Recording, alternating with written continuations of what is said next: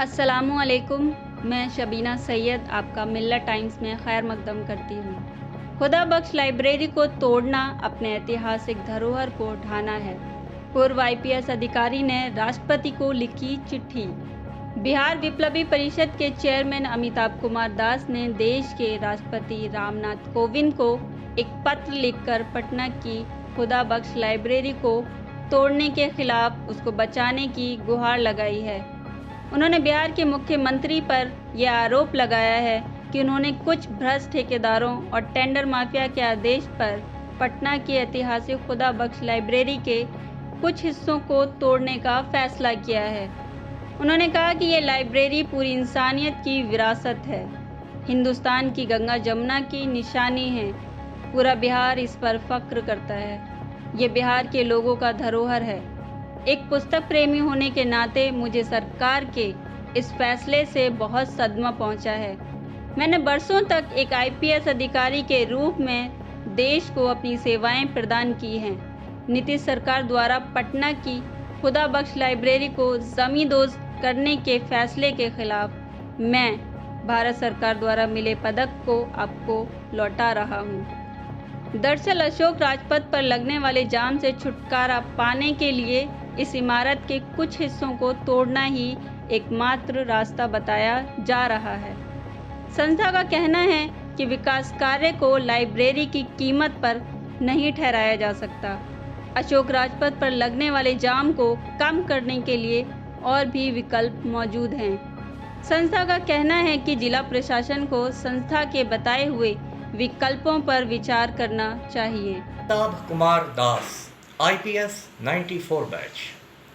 साथियों, ऐसा है कि बिहार की नीतीश सरकार ने फैसला किया है कि पटना की खुदा बख्श लाइब्रेरी के कुछ हिस्सों को तोड़कर वहां एक फ्लाईओवर का निर्माण किया जाएगा। एक पुस्तक प्रेमी होने के नाते मुझे इस खबर से गहरा सदमा लगा है। आप जानते हैं साथियों कि खुदा बख्श लाइब्रेरी जो पटना के अशोक राजपथ पर है, वो पूरी मानव जाति की एक विरासत है, जहां अरबी भाषा, फारसी और उर्दू की हज़ारों किताबों का संग्रह है। इस मुद्दे पर आज मैंने पथ निर्माण विभाग के प्रधान सचिव को, प्रिंसिपल सेक्रेटरी को एक खत लिखा है और उनसे कहा है कि खुदा बख्श लाइब्रेरी को तोड़ने से रोका जाए। खुदा बख्श लाइब्रेरी की शुरुआत मौलवी मोहम्मद बख्श ने की थी, जो छपरा के रहने वाले थे। उन्होंने इस पुस्तकालय की शुरुआत अपनी कुछ निजी किताबों से की थी। उनको किताबें पढ़ना और लिखना बेहद पसंद था। वो खुद भी कानून और इतिहास के बहुत बड़े जानकार थे। 1876 में जब वो अंतिम दिनों में थे तो उन्होंने अपनी पुस्तकों की संपत्ति अपने बेटे को सौंपते हुए कहा था कि मेरे जाने के बाद इन किताबों से एक संग्रह खोला जाए। खुदा बख्श खान को ये संपत्ति अपने पिता से विरासत में मिली थी।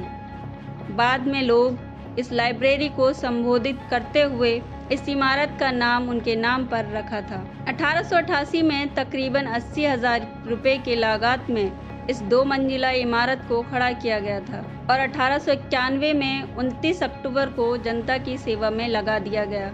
उस वक्त लाइब्रेरी के पास अरबी, फारसी और अंग्रेजी की 4000 मुश्किल पांडुलिपियां मौजूद थी। इस संग्रहालय में कुरान की प्राचीन प्रतियां और हिरन की खाल पर लिखी हुई कुरानी पेज भी मौजूद हैं। कर्जन रीडिंग यूनेस्को की तरफ से संरक्षित विरासत घोषित है। उसकी स्थापना को 100 साल से ज़्यादा हो गए हैं। खुदा बख्श की ओरिएंटल पब्लिक लाइब्रेरी में 20,000 से अधिक ऐतिहासिक महत्व की पांडुलिपि और 2.5 लाख से अधिक किताबें हैं। लाइब्रेरी में इस्लामिक साहित्य से जुड़ी विभिन्न भाषाओं में दुनिया का शानदार संग्रह मौजूद है। विशाल संग्रह से फ़ायदा उठाने और रिसर्च करने के लिए दुनिया भर से शोधकर्ता पहुंचते हैं। इंटेक ने भी बिहार के मुख्यमंत्री नीतीश कुमार को पत्र लिखकर 130 साल पुरानी धरोहर को ना तोड़ने की अपील की है। उन्होंने भी अपने पत्र में बिहार सरकार को ये कहा है कि इतने साल पुराने पुस्तकालय को तोड़ने का मतलब है कि आप अपने इतिहास को क्षति पहुंचा रहे हैं। ये हमारे लिए ही नहीं बल्कि पूरे देश के लिए इस इमारत के किसी भी हिस्से को तहस-नहस करना बहुत शर्म की बात है। पटना की इस मशहूर और ऐतिहासिक लाइब्रेरी में देश की मशहूर और आलिम हस्तियों ने भी शिरकत की है। महात्मा गांधी से लेकर डॉक्टर APJ अब्दुल कलाम तक इस लाइब्रेरी का जायजा लेने पहुंचे थे।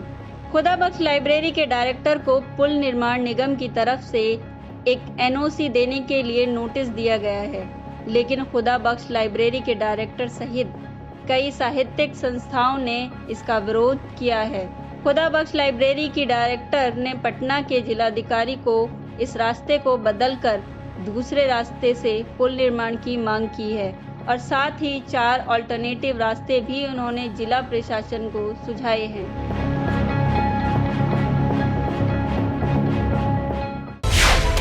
मिलत टाइम्स को आपकी ज़रूरत है। हमारी आप माली मदद करें। हर महीने सिर्फ 100 रुपये और 1 साल के लिए एक साथ सिर्फ 1000 रुपये। रकम भेजने के लिए यहाँ दिए गए फ़ोन पे, गूगल पे और पेटीएम नंबर का इस्तेमाल कर सकते हैं।